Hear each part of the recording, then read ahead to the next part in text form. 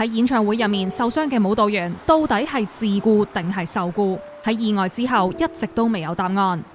每當睇到呢個類型嘅 topic， 我都想用一個柔和啲嘅音樂去平靜翻我自己嘅心情，去講翻呢個舞蹈行業存在咗好耐嘅問題。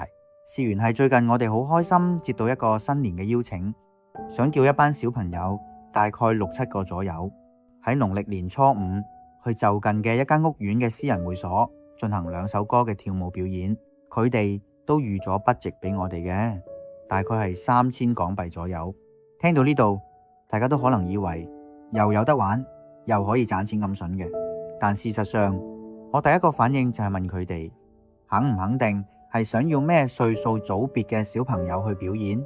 佢哋即時答我小學生左右，因為覺得呢個歲數嘅表演者得意啲。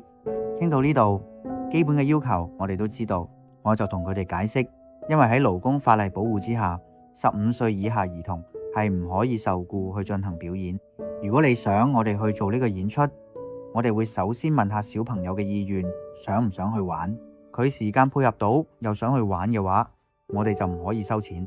而有關嘅演出構成一啲交通上面嘅支出，最重要係活動嘅保險。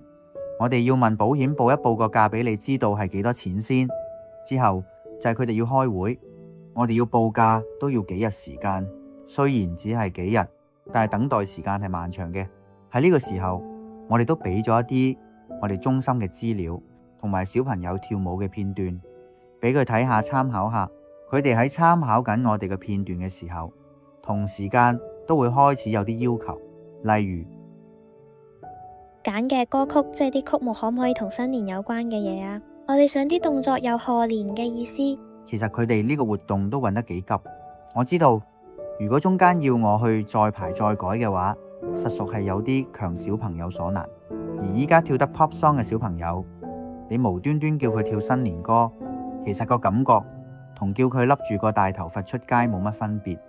但係做嘢就係做嘢，我都盡量控制住我自己個脾氣，同埋揾咗幾段片同佢解釋。